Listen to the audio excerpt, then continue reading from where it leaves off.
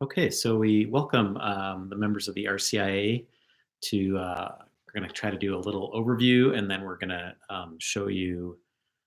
I brought in a really big sinner, and so anyway, we're glad to have Deacon Doug with us, who's going to be for this point. We'll have Deacon Doug be someone go into confession. We'll try to show you the different ways you can go, even though we're not in a confessional. Maybe we can kind of come up with something that looks like a screen. And while Doug's kind of looking for that, Marianne mentioned there's some questions. So I tried to write those out and then I'll go through them just kind of in a little bit of a teaching. For those with questions about RCIA at this point, we'll have two people enter who are getting married pretty soon on Holy Saturday because we can only have so many come. So it'll just be two people who have who are getting married in June, and so they really need to come in so that if they want to have a mass at their wedding and receive the Eucharist. And then what we're looking at this point is maybe having a couple people come in each weekend. So we'll figure out a schedule with that, assuming we're not going to be able to gather for a couple months yet. And that way, over the next month or two, everybody can enter. And ideally, by June 1st, let's say, everybody would have entered the church who was in RCIA. So God's got a plan, and we're going to try to follow it. But let me take a minute here, and I'm just going to turn the computer so you can hopefully see that blackboard a little bit, and then I'll answer some questions. So one of the ones I think that we really have to address first is what is sin? Because confession, also called reconciliation, also called penance, one of the 7 sacraments, deals directly with sin and the forgiveness of sin. And so I think this is an important question because oftentimes people don't have a sense of what is sin. So sin, of course, we know sin enters the world with the original sin. Adam and Eve disobey God, and that's the beginning of sin entering into creation. And sin has effects. So it affects Adam and Eve's relationship with God, and right away they're removed from the garden and they have to toil and suffer. And so sin is really, it's going against the commandment of God. In that case, it was do not eat of the tree of the knowledge of good and evil. So it was disobedience was the first sin. And then sin enters, then we have, Cain and Abel, and Cain kills his brother Abel. So we have murder entering the world.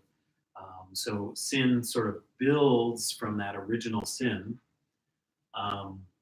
And in the time of Moses, God sends the commandments because they're trying to sort of escape from Egypt and learn how to live again according to God's law. And so we have also the 10 commandments, and they're great. They're really a good place to start. And they have to do with God and our neighbor. So sin affects God. So, you shall love the Lord your God. If I don't do that, if I use God's name in vain, and my neighbor, do not covet your neighbor's goods, right? So offense against God and our neighbor from the commandments of God. And of course, Christ elevates those commandments, giving us the law of love, to love our neighbor as ourselves, to love God with our whole heart. And he clarifies really that because again, we can become legalistic. So, I've never murdered anybody, but what does Jesus say? He who calls his brother a fool, right? So we can murder through speech, and this is serious sin. So Christ says, she'll be liable to the Sanhedrin and eventually to fiery Gehenna. So Christ is not saying, oh, well, once I come, there's no such thing. So sin is suddenly just, well, I die on the cross, so then there is no sin.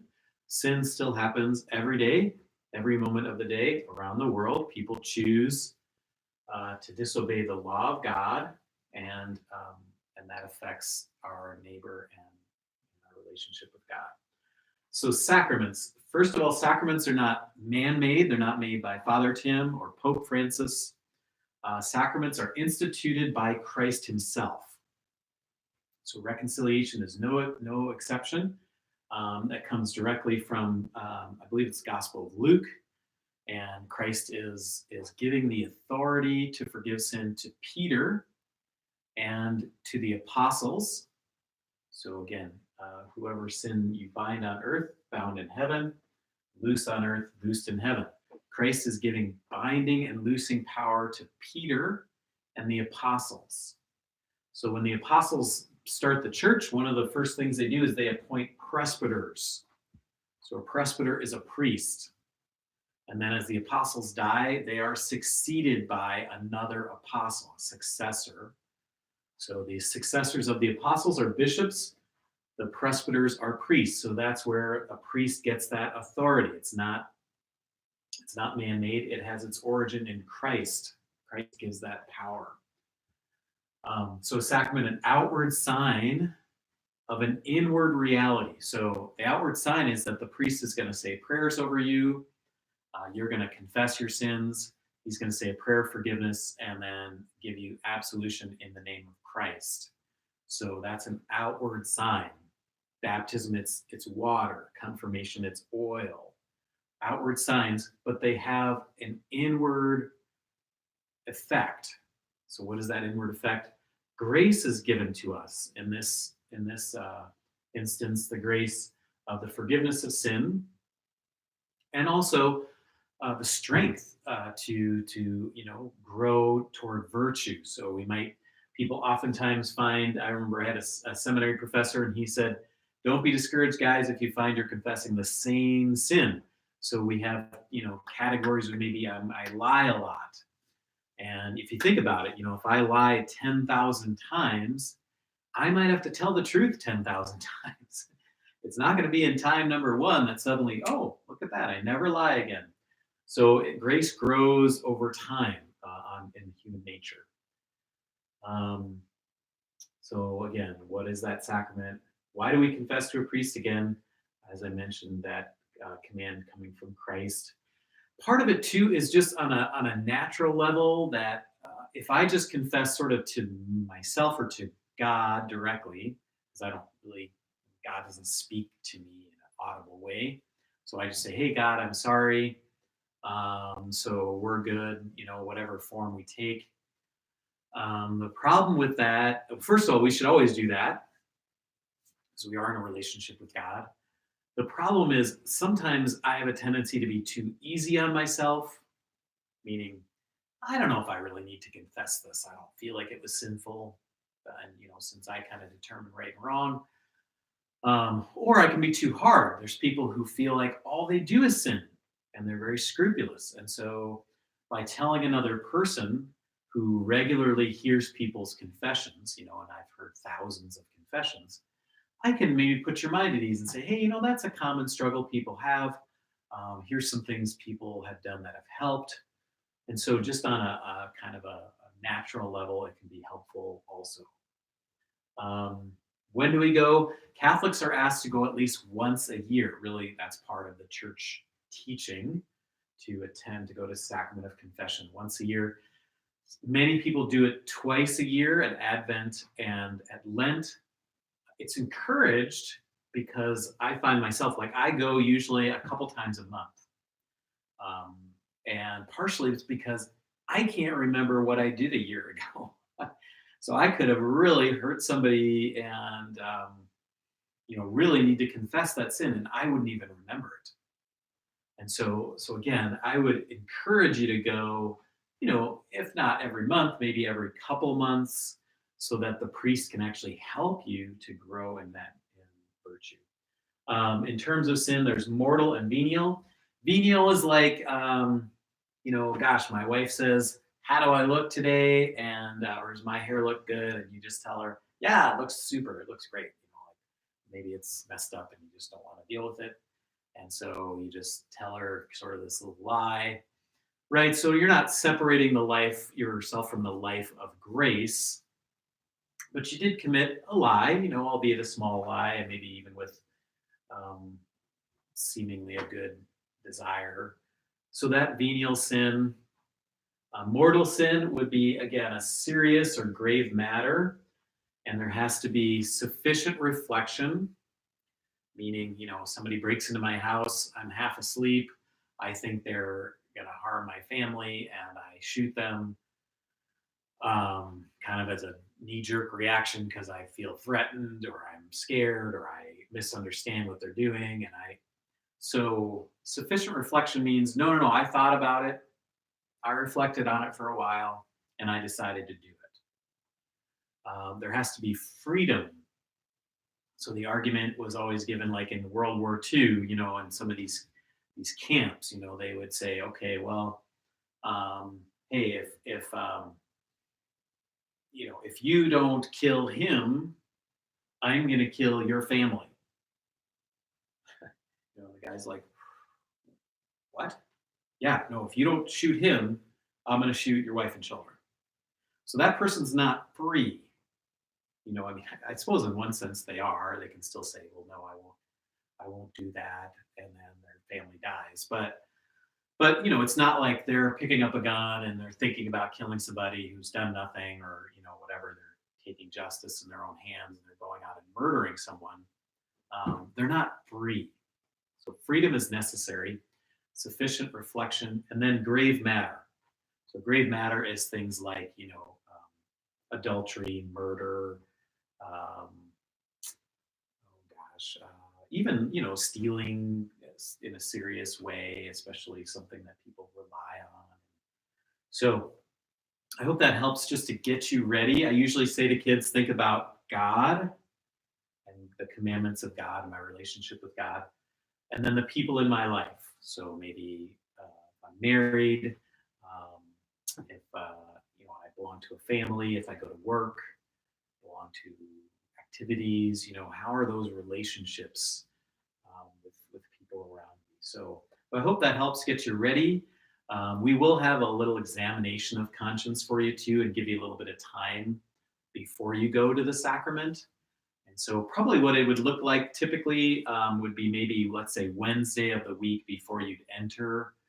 The 2 or 3 people who are going to enter would go to confession, and then you would enter on the weekend mass is kind of what we're thinking at this point, if this thing goes on for a while yet. So it'd give you, you come in, we kind of go through it all again, and then it'd just be a couple of you going, and then you'd be ready to enter the church the following weekend. So, all right, so hopefully that gives you a pretty decent overview to get ready, and then I'm going to turn our camera here to, this is our confessional. So one thing to remember is that a priest can never reveal anything that's said in the confessional. Stand over here. And that's called what's called the seal of confession. So I can't say, even if I'm brought into a courtroom, I can never reveal what someone says in the confessional. If I do that, that sin that a priest then would commit could only be forgiven by the Holy Father. So actually, it's a reserved sin. So it's a very serious thing. So great news, I have a terrible memory, so you're all safe. So anyway, just so you're don't worry about what you're saying. Now, Deacon Doug is not going to say real sins he's committed. He's just going to maybe give categories that you might. So we're not asking you to actually confess, but just that so that you can maybe have kids at home, or you're married, or you're going to get married, or that kind of thing. So the 2 ways. This would be behind a screen. So usually every confessional has a screen, and the priest is normally already seated. So when you walk in, he wouldn't know who you were. He would be seated sort of like this, and just waiting for a person to come in. And then he'd hear the door open and close. And he might just say, welcome. And then they usually begin with the sign of the cross. So the priest makes the sign of the cross over the person. and then the person begins their confession. Forgive me, Father, for I have sinned. This is my first confession. And I really don't remember everything that have done, but I'm going to kind of go through some categories. When I was younger, I really remember that I struggled with stealing, and it was something that was very prevalent in my life through probably my high school years. I don't remember exactly how many times, but it was something that, through God's grace, I believe that I've outgrown and gotten through. I am married now, and in a lot of ways, I feel that I don't respect her and give my wife the attention that I should. So those are areas that I struggle with right now. And then also in work, my work environment, I feel that I probably um, talk about people in ways that maybe don't build them up. Um, I feel that I kind of not really gossip, but I don't um, uh, help those people in their struggles the way that I should. For these and all the sins in my heart, I'm heartily sorry.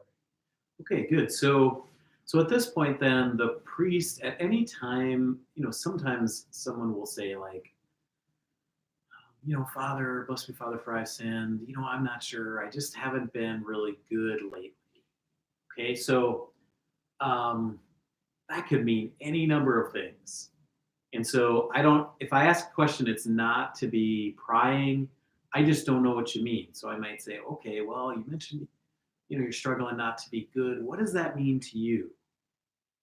And so that would give the person a chance to help the priest, because the priest is going to try to give you some advice that might help you, but if he doesn't know what you're confessing, he's not sure what to say. So, um, and then it is helpful. Let's say if I'm confessing something like stealing. Now, some people, they stole one time, they feel terrible. Okay, some person might say like, I steal every day. So sometimes number can, you don't worry about like, gosh, I think I stole 6 times and maybe I stole 7. But you might say, I struggle with stealing often, or I've stolen just once. Okay, well, those are different things, and the priest is going to try to help you either with a pattern of sin, or maybe it's just one time. So, trying to think what else. Yeah, and then sometimes people will confess things of like a sexual nature, like oh, I committed adultery, um, and sometimes they might, again, be nervous about telling that to the priest or not. The priest is really just there to connect you to Jesus. So he's not going to ask you questions about that. As long as he knows the sin you're confessing and he understands. It would be different to say, well, I don't know, like me and a woman friend, I don't know, we might have sinned. Okay, well, tell me a little bit about what you do. So there he's just saying, I don't know if you're saying we robbed a bank.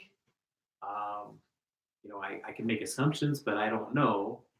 So it is important that we say, at least with relative clarity, what the sin is, just so that the priest knows how to help you. So, sorry, that was a long explanation, but just as you're trying to get ready for confession.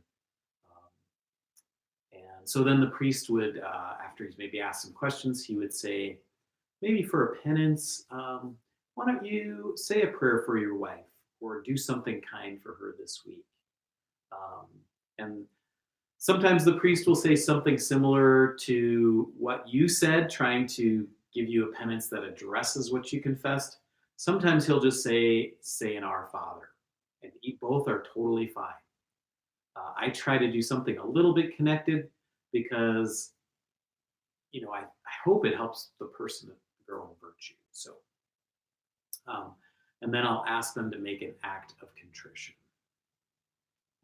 Oh my God, I'm heartily sorry for having offended thee, and I detest all my sins because I dread the loss of heaven and the pains of hell.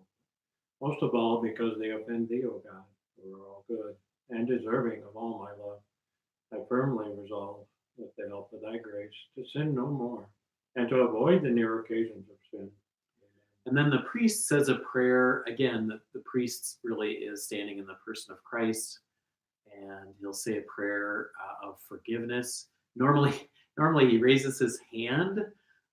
In the rite, it actually says, you extend your hand and pray over the person. Sometimes people aren't used to that, or they're behind a screen. And so I think oftentimes a priest just gets used to kind of elevating a hand and praying. I had one person who they were new to going confession, and sometimes I have my eyes closed because I'm just praying, and they thought I was trying to give them a high five, so they high fived me. So, which anyway, that it was totally fine, and it's kind of funny, but that's what the priest is doing. He's saying a prayer over you, and then he'll absolve you in the name of the Father, the Son, and the Holy Spirit. And he might say something like, go in peace. And you could say, thanks be to God. And so then you're finished, and the only thing that remains is to do our, what do we call that, Deacon Doug? Our penance. And so you can do that, fulfill that penance by maybe saying the prayer for your wife as soon as, I try to do it pretty soon after because I forget. And so you don't want to wait too long. And you think is there anything you can think of, Deacon Doug? No. I don't usually go with the screen. Yeah, so this would be like a face-to-face. We would be able to see each other. And I like to interact with the confessor. I enjoy that. I appreciate that. And I think they get a better feeling for what I'm going through and experiencing. So I haven't used behind the screen for probably 40 years. So wow. Yeah. Okay. Yeah, and I'm the same way. And yet at the same time, some people, it's easier to say, even if they know who they are. And sometimes, that's okay. The priest might know your voice. I wouldn't worry too much about that. It's just easier because they feel less distracted. Like they kind of want to make sure they say their stuff. Some people bring a list in so that you can write it. Some people bring their phone, which is totally fine with an app that helps with confession. So. And if you struggle with the act of contrition or anything, the priest is there to help you. They're more than willing to help you or hand you something to help. So don't be afraid to ask if you're confused. And confession itself normally takes, time-wise, it might take. Well, it depends on how bad it is. Yeah. Usually 5 to 7 minutes is plenty time for most people. Right. So don't feel like, you Yeah. need to block off your afternoon or something. It's just. And then lastly, when to go. So every week we offer a scheduled time. At this point, we do it connected to the 5:30 Mass. So we have it before that for an hour. And this last year we rotated where that was. And then usually around Christmas and Easter, we have more times. And so right now we're doing some drive-up confessions. So people can drive up and order fries and confess their no. So I hope that helps you guys. We'll plan to see you. I think we're going to try to do the actual confession this coming Wednesday in the evening. So we'll work out a time with our two who are entering. And they'll be the only ones that need to go this Wednesday. And then we'll try to get a hold of everybody with, like, hey, you can, what weekend do you want to enter? And then here's when we would have your confession time. So be patient with us. We're still figuring this all out, and we'll get you all figured out eventually. So thank you all, and we'll see you soon.